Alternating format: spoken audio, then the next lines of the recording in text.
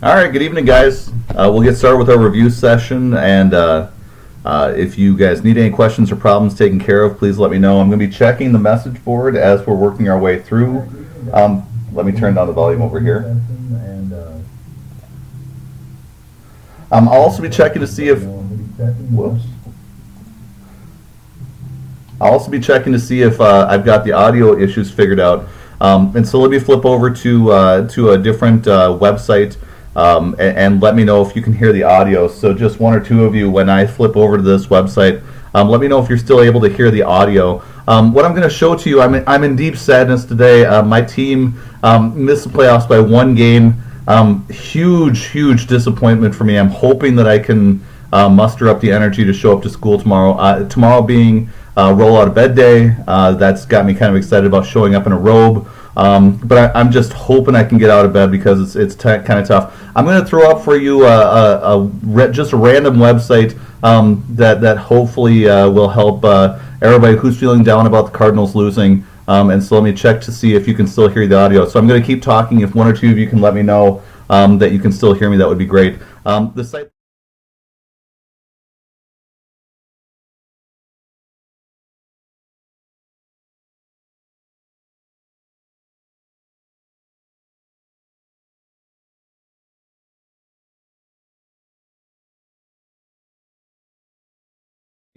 Uh, you were able to hear me talking over that. Hopefully, I'm not going to catch too much heat for my team being knocked out of the playoffs tomorrow. Although I totally understand that might come. For all of my Cubs fans, if you are rooting for the Cubs, keep in mind that they have been cursed ever since World War II by a bar owner who wanted to bring a billy goat into Wrigley Field. First of all, what sort of team's fans brings a billy goat to a ball field? And then secondarily, who afterwards, when you're told I can't bring in my billy goat, is going to turn around and curse their own team to not even be able to win the World Series for decades and decades? So Cubs fans out there, I wish you the best of luck. I hope you beat the rest of the teams and that goat so that you can find some happiness. So let's get started with what's going on. No sound. I thought I had that fixed, but I guess I still need to work more on that. Let me see here. Nikki is asking, if you stay in bed, do we not have to take the test? Nah, Sub's going to be able to take care of all of that stuff. We'll be all good. I know how desperately you want to get that done. So let's get started. The first question that was on the sheet for tonight was mercantilism. Mercantilism is that system that's set up where the king is going to set up the colonies as a money-making system to try to get as much wealth out of the colonies as possible. They're going to be charging, they're going to be not allowing industry to be developed inside the colonies. So the colonies are just about sending raw materials over to England, and then finished goods come across the ocean. And because there's an imbalance of trade, the colonists are going to become deeply in debt. Even the richest people in the colonies are going deeper and deeper into debt, trying to make enough money to buy British stuff. The reason why it's so important with mercantilism is it's going to already put the colonies in debt, and then when the king gets the idea of ending salutary neglect and charging taxes, these colonies were already not doing all that great. You would think that they were in a good place. I mean, they've got independence, they're making some money, but they're still not doing all that fantastic. And when there's an attempt to try to take taxes from them, it's attacking a group of people who already were financially having some difficulties. When you add on top of that no representation along with that, that's what's making the colonists really mad about what was happening right after the French and Indian War. Can I explain the radical Whigs more and what their importance was? Cool. So when you think about the radical Whigs are people over in England who hate the King of England. And so that term, WHIGS, is referring to groups of people who are in opposition to the king, and they're protesting to try to get him to be less of a dictator. These were the Commonwealth men that we were talking about with the Enlightenment, where they are philosophers, they're thinkers, they are thinking that perhaps divine right and the king's right to rule might be going too far. And so the radical Whigs are the ones who are considering new styles of government, trying to rein in their king's power. And that's who the colonists are appealing to, because they already know from reading Enlightenment works that there are groups of people in England who for decades have been questioning the king and how far he's going. So they're seen as a potential source of allies for the colonists when the revolution gets started. Let me see here. Can I explain the Tea Act? Tea Act is going to be a tax that comes out of the Townshend duties. And it's going to be a specific tea tax that they're going to be putting on, especially right before the Boston Tea Party, which is meant to be a dirty trick to try to get money out of the colonists. The simple way to look at it is it's about making money, but it's also about driving the Dutch out of the tea market. So the colonists have been sneaking around the British to go buy tea from the Dutch at about this price. The king is going to start selling tea for this price, so he's going to cut his prices really low, but in that price there's going to be a thin layer of taxes, where if the colonists want this cheaper priced tea, they're going to have to pay that tax. And if they do pay that tax, that means they're surrendering on the idea of taxation without representation. Once the colonists figure out that that's what's happening here, they become really mad. And even though tea is less expensive than what the Dutch are selling, it's the principle of the thing that the king is trying to sneaky get them to pay taxes on stuff that they don't want to. And so the colonists are going to become rebellious. And that's why you have the Boston Tea Party and a bunch of other demonstrations up and down the eastern seaboard where colonists are sending tea back to England and boycotting. The Boston Tea Party goes a step further with their vandalism, and so that's going to be the reason why they get such a harsh treatment from the British, on top of the fact that they've been troublemakers ever since the word go, and so Boston is made an example of with the Intolerable Acts. Oh, let me see. What was the impact of the Treaty of Fort Stanwix? Fort Stanwix is going to be a treaty that is signed with the idea that after the American Revolution, the Native Americans who are in the Ohio River Valley still form a barrier to westward expansion. But now that the war is done, their British allies aren't around to protect them anymore. And so this is a treaty between the American colonists and the Iroquois. And this is going to be something that's signed which will move the Iroquois out of the northeastern part of the United States in large numbers so that western settlement can be taking place with the American colonists. And so that's all that is just trying to clear the Indians so that white settlement can take place. What is the Model Treaty of 1776? It's created around the same time that they're coming up with committees to talk about the Declaration of Independence, talk about the Articles of Confederation, their first government. And the Model Treaty is essentially a recommendation that's being made by the people at the first meetings of our government. And they're telling all of our ambassadors, here's the stuff that we want in a typical treaty. We want to be able to trade freely with their country. We want to be able to move freely in and out of their country as negotiators, as a sovereign nation. And we're hoping to try to figure out ways to create alliances if possible. So it's just a series of recommendations being made by this committee to help people like Ben Franklin when they're negotiating with the French. And so when Ben Franklin is over in France, he's using this as his model to try to figure out ways to create a treaty with the French. Thomas Paine, was Thomas Paine's ideas and his book With the Revolution for or against it? Thomas Paine is very much a revolutionary who is in favor of the American Revolution. He is somebody who is going to be reading, he creates common sense. The whole point of common sense is the question, how can a tiny island across the ocean control a gigantic continental country on the other side of the ocean without having any sort of real power over them? There's numbers in America that are far beyond what England can control. And so it's asking the question, why are you guys still loyal to England when you don't need to be anymore? Later during the Revolution, he's famous for writing, "These are the times that try men's souls," where the Sunshine Patriots aren't showing up, where he's essentially calling out the Americans and saying, if you want independence, you actually have to fight for it. And so he's kind of this propagandist who is able to stir people up and get them involved in the war effort. What were the turning points of the Revolutionary War? We talked about the idea that with the Revolutionary War, you have the start in 1775 with Lexington and Concord, Bunker Hill soon afterwards, the retreat from Boston. All that stuff is happening while America is still trying to figure out what sort of war this is going to be. They're sending off olive branch petitions, trying to negotiate with the British. And then eventually, 1776, the war shifts with the Declaration of Independence, where you go from being a conservative revolution, trying to go back to salutary neglect, to instead a more radical revolution where we're trying out a new style of government, and we're not interested in salutary neglect anymore.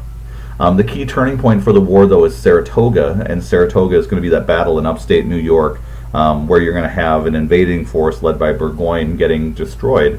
And as a result, the French are going to realize that the Americans have a shot at winning the war, and so they'll form an alliance with the United States to try to win the war against the British. Who were the Minutemen? Was that the name of the colonies before official declaration of the war? It's just a nickname. The Minutemen are our militia, and so a militia is a citizen army that is personally armed, that is ready to defend an area at a moment's notice. And so that's why they get the nickname Minutemen, is they can come rushing out of their house and defend the area against an enemy really quickly. And so these militias were the large way that Americans would defend themselves and fight back during this time period. They would then get together, fight against their enemies, whether it was the Native Americans or the British or the French. But this is going to be the main defense force they have in towns. Washington's army is going to be a little bit more than that, and so he's going to be pulling from militias to bring together his regular army that will be fighting against the British. How many years did the British have control of New York? Once the British took control of New York, they're going to hold it till the end of the war, so they're going to hold it until 1783. And it really gets to the idea of what I was talking about. This is the first part of the war where the British are focused on the north. This is one of the cities that they successfully conquer, and they're able to hold it through the end of the war. There's going to be, although you've got the British controlling this area, Washington's going to set up a spy network. He's going to be infiltrating that area to get information out of them. New York is an occupied city that has a bunch of people in it who don't like the British. And so while the British have control of this as a military base, it's not helping them make inroads into the backcountry in ways that are forcing everybody to cave in and quit the revolution. Let me see here.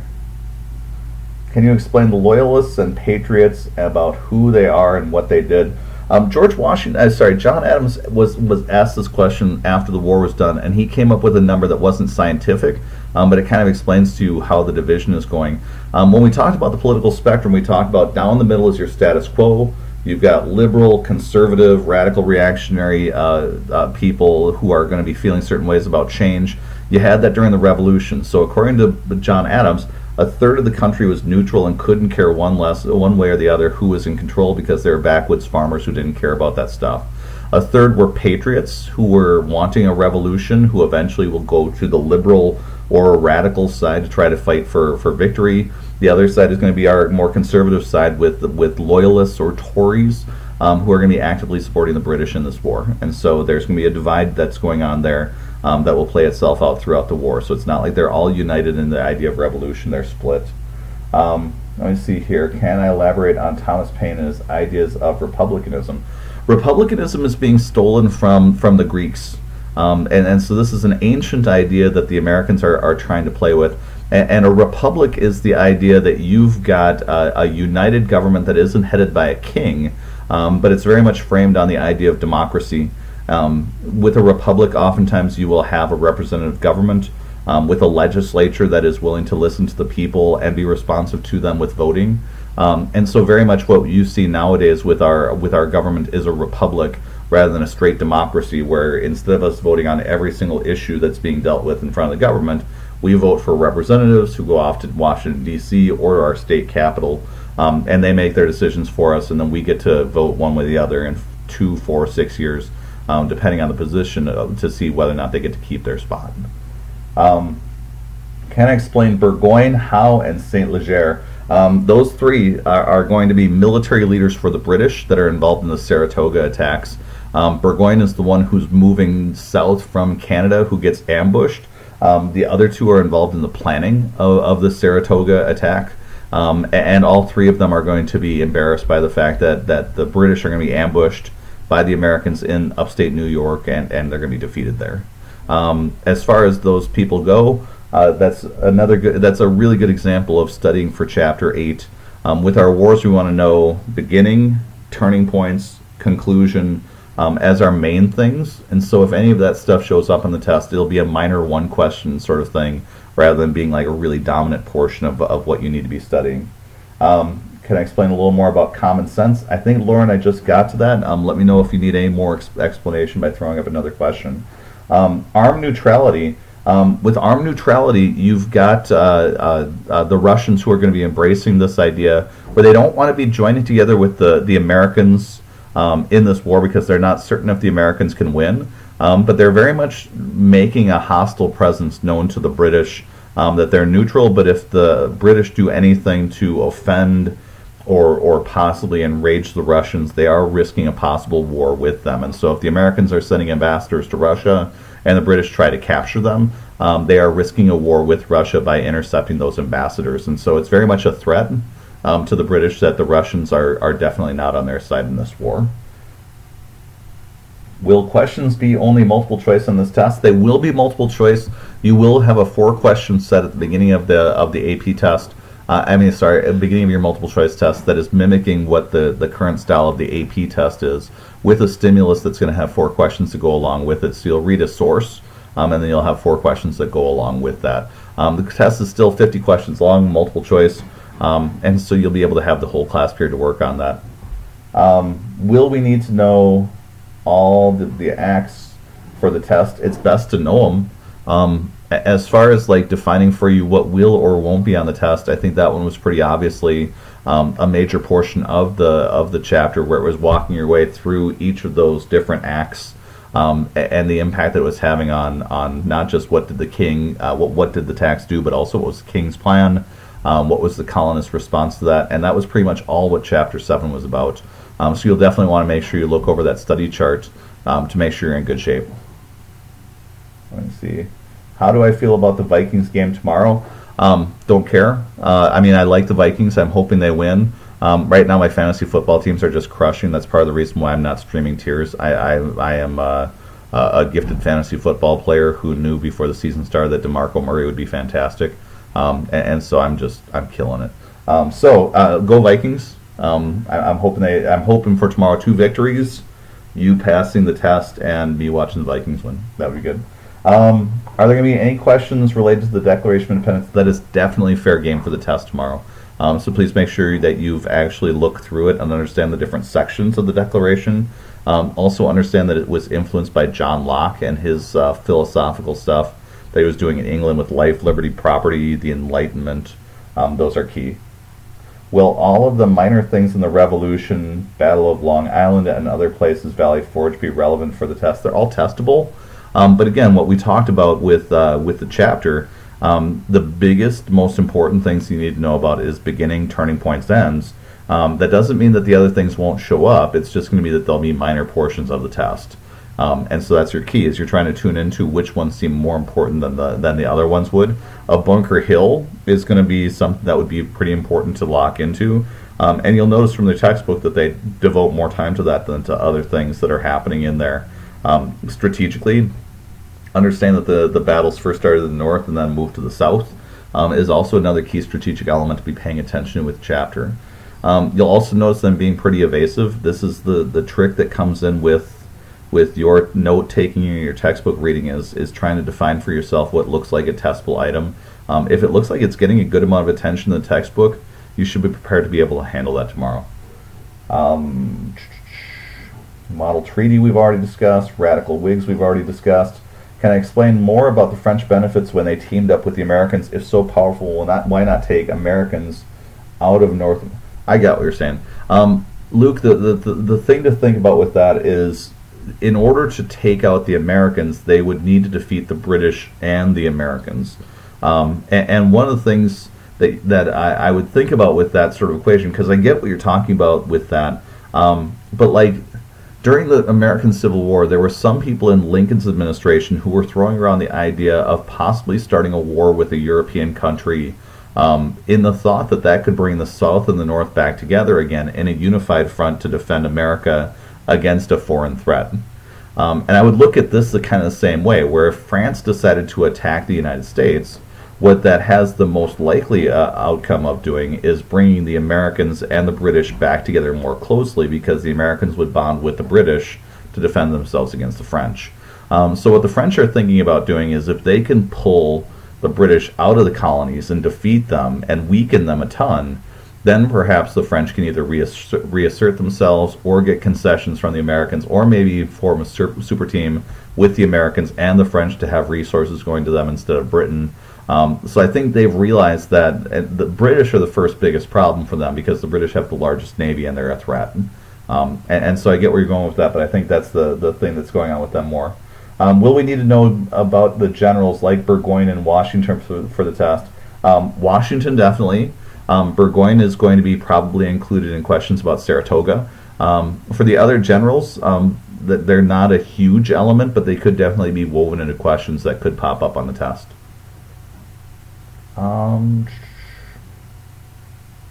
Let me see. Were the Patriots and ideas of republicanism more in New England colonies than the South? That's a really good question. How do I want to put that? You can see that there's more egalitarianism, and what that means is more opportunity for more people in New England than in like the Chesapeake. You've already seen that in the Chesapeake. They've got a House of Burgesses. They've got less social mobility. You're either upper class or not upper class if you're in that area. And so I think they've got different ideas as far as what the outcome of the war is going to be. And we're going to see this upcoming week. When they start trying to build their governments, you're going to see two very divided visions over how much or how little power common people should be having when they're creating this government. Up in New England, they have more feelings, though, about the idea of rebelling against the king because of the fact that they've got this Enlightenment thinking and they're frustrated by the king, and you've got these Sons of Liberty who, compared to other parts of the colonies, I think what I would most focus on is on that political spectrum. In Boston, you've got way more people who are radical, with like the Sons of Liberty, Samuel Adams, those sorts of guys, than you've got in any place else. And I think that's going to feed into their revolutionary spirit that you're picking up on with the idea of republicanism. Let me see here. Question about the model treaty. I think we've already gotten that knocked out. Why did the colonists want to get rid of colonialism and mercantilism? We covered that first. Sophie, I'm hoping that we hit that well. But remember, mercantilism is that split that's happening where you've got the colonies set up as moneymakers for the king. And the colonists don't like that very much. They would like to be able to make their own products, build factories, do other sorts of things that could make them cash, and they're not able to take advantage of that. And so they're becoming more and more deeply in debt. Let me see. Can I go over Lexington and Concord? Absolutely. So you've got Lexington and Concord are just outside of Boston. And so the British get wind of the fact that the colonists have been telling one another to stockpile weapons and ammunition in preparation for a potential war. So the British decide they're going to go out and confiscate all of these weapons, ammunition, to make sure that there's no rebels who are armed. When they head out, that's where the famous story of Paul Revere and his midnight ride. There's a number of riders who go out in the backcountry to try to warn the farmers that the British are coming to get their weapons. And so as those riders go out, the signals are sent. The British are going to walk into Lexington, and they're going to find a bunch of soldiers who are mustered in this village green, which is that center area that I showed you in the common common New England town, where they've got like the school and the church and the town hall. They're there mustered, working on drills. And when the British show up, the British are going to start forming up in lines, and somebody's going to shoot. And we still don't know who actually fired the first shot. We probably never will. But once that shooting starts up, everybody starts pouring out of the woodwork, and they start firing on the British, who end up retreating from Lexington through Concord back to Boston. And all along, they're skirmishing back against the colonists who are attacking them. And so this is an accidental beginning to the American Revolution. Nobody thought that the revolution was starting yet, and that's why you've got people who are having meetings, sending olive branch petitions, trying to tell the king if we can just go back to salutary neglect, we could just forget all this stuff, and then all of a sudden war breaks out. And from that point forward, you're going to have more and more hostility around Boston, who is already having problems after the Intolerable Acts.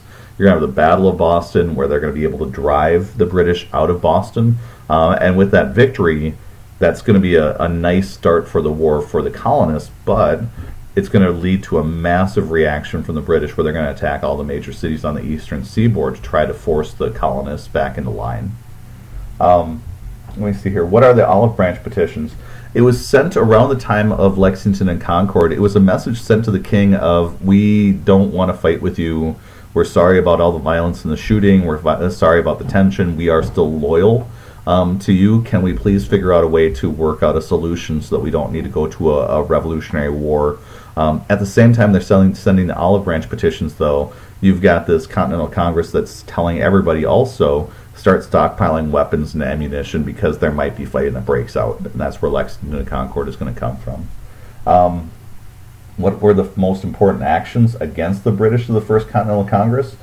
Same thing I was mentioning just a second ago. Boycotting, protesting, stockpiling weapons, figuring out ways to keep pressure on the king, while they're also trying to figure out ways to stay together with the king. And so it's very much an organized group that's unifying everybody behind the idea that they have trouble with the king.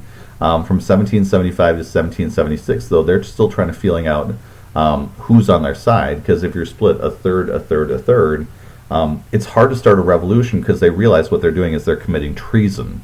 If you remember Jacob Leisler, the reason why I told you the story about that guy in New York who at the end of the Glorious Revolution toppled Edmund Andros, but in a mistaken moment he was punished as a traitor.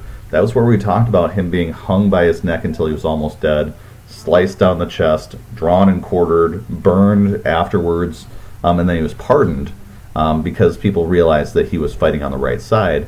That's what everybody is afraid of. Ben Franklin famously said after declaring independence, we either hang together or we're all going to hang separately, because of the fact that they were all committing high treason. If they were captured, they were going to be executed and made an example of by the king. Let me see here. Can I explain the battle between George Washington and the Redcoats in New Jersey in June of 1778? Not sure which of the battles you're referring to, but you've got in that area a number of different things that are going to be happening where you've got Washington performing that same sort of strategy: attack, retreat, make sure he stays mobile so that he's not captured by the British. Let me see here. What started the Second Continental Congress? You've got full-blown war going on, and so for these guys, they've got to figure out solutions to be able to organize and be able to fight in a war against the British. Notice with the governments that they start setting up with the colonists, they're highly ineffective. The Articles of Confederation have no taxation power. They have no ability to force anybody to do anything that they don't want to do. There's no police force. They just set up a Congress so that they can meet together and request aid from other people. So it's an organizational network that has really no power.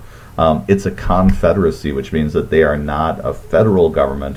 Instead, they're just a group of states who all are independently doing what they want to. And so that's one of the reasons why we look at George Washington as such a special guy. He's able to hold together an army, even though he's not getting enough money or supplies or food from a government that's highly dysfunctional. And he's still able to hold those forces together long enough until the French come to our aid and are able to help out in winning the revolution. How are the Daughters of Liberty and the Sons of Liberty related? Just women and men, largely located in Boston to start off with, and then their movement is going to infect other colonies, especially with the Committee's correspondence. And so they're just doing whatever they can. Daughters of Liberty are doing everything they can inside their house to support the boycotts, whether it's sewing their own clothing, growing their own food, changing styles so they're not dependent on British stuff anymore. They're doing a lot of things to maintain on the home front these political measures that the men are endorsing, and so they're all working together. Why did Samuel Adams form the Committees of Correspondence? What he realized was that if you are just an individual, isolated colony that's causing trouble, the British can crack down on you. And so he watched what was happening, like in a place like Quebec, where they got conquered during the French and Indian War, and the British just gradually kept taking more and more power until that became a British colony that lost a lot of its independence. For him, what he's worried about is that happening in the Americas. And what he realizes is more and more as we move along, the differences between the colonies are starting to fade away. They're different economically, but religiously, religion isn't the same impact that it had with like the Puritans and other sorts of groups. And what's becoming more and more of a unifying factor is a lot of people being annoyed by mercantilism, the aggressiveness of the king, and so they're willing to think about different paths. And that's what he's really playing with, is the idea of unifying people behind the idea that they're not happy with the king. Initially, his major thing that he was talking about was no taxation without representation. A lot of historians look back, though, and they wonder if that's even something that he wanted, where it's a really good rallying cry and it sounds good. But if the British would have stopped and said, all right, we'll take 2 colonists per colony, we'll throw them into the House of Commons. Nobody goes in the House of Lords because none of you guys are lords, but if they all got thrown in the House of Commons, you would have then 26 representatives in a body that's much larger than that. And so even if they were represented, nobody would listen to them. And so taxation without representation is a really good rallying cry. But if they would have gotten that, they probably would have been mad about other elements of mercantilism that would have turned them off too. Let me see here. With France being a big part of the revolution, will we need to know Marquis de Lafayette's role? Not a ton. I mean, our biggest thing that we're looking for in a survey course is understanding that Lafayette and Rochambeau are going to be people who bring the French into the war after Saratoga. But as far as like getting into minute details, that's more of a 200, 300 level course dealing with the minute details of the American Revolution. Just being aware that they were there and doing things to help bring the French into the war are going to be satisfactory, I think. How did Benedict Arnold's backstabbing affect the colony's progress against Britain? It was devastating for the Americans psychologically and militarily because Benedict Arnold was one of the best generals that we had in the army. There's questions about if he would have stayed loyal, would he have had the same sort of prestige as a George Washington after the war was done. Throughout his entire military career, his biggest problem was that he felt like he was being passed over by lesser generals, and he wasn't getting the recognition that he deserved. And so it was that jealousy that was being built up because of the fact that he felt unrecognized that really set him off. And so that's why he gave away the plans to West Point and abandoned the American effort. The sad thing about Benedict Arnold, if you want to feel bad for him, is that after he moved off to the British, he became just another guy in British society. It's not like he had that high level of status after he became the traitor that he was. And so he really kind of lost out on what could have been that really big payoff for being a great revolutionary. Let me see.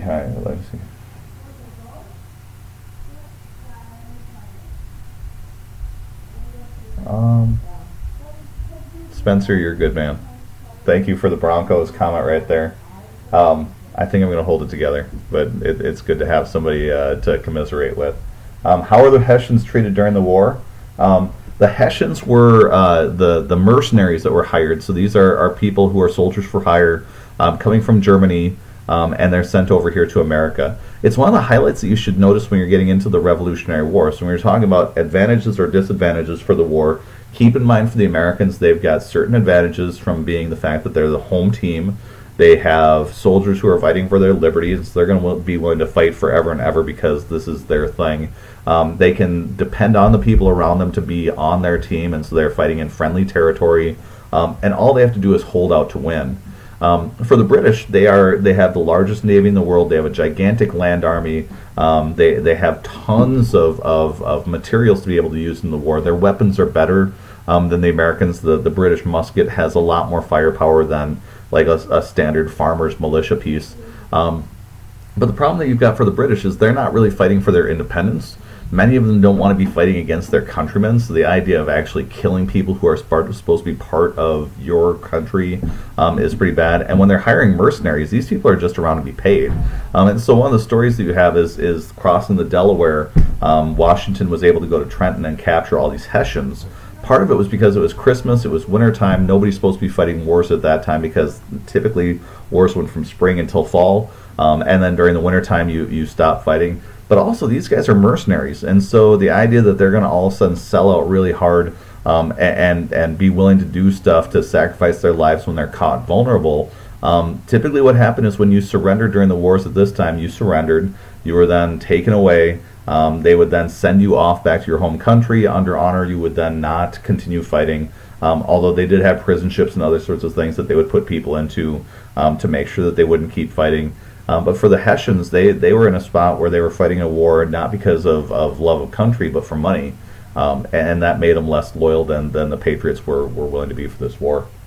It looks like that's all our questions for tonight. I'm hoping that you're in a good spot. We've got less questions this week than we did last week, so I'm hoping that that's a good sign too. I'm going to be working for a while. I'll be checking emails, and so if you guys want to contact me at all for help, you can definitely do that. I should be getting to school around 7 tomorrow morning, so if you do have questions, feel free to come by and see me then. Also, come see me before class or whatever. I do plan on dressing in my roll out of bed bedwear if you want to do the same. I think SAB is going to be holding a photo contest to see who is most spirited, and so if you want to snap pictures with me in my bathrobe and also jammies, that would be fantastic. Good luck with your studying tonight, and let me know if I can help out. And again, congratulations for being here. It shows that you're doing what you're supposed to be doing, and I appreciate that. So you guys have a good night, and I'll see you tomorrow.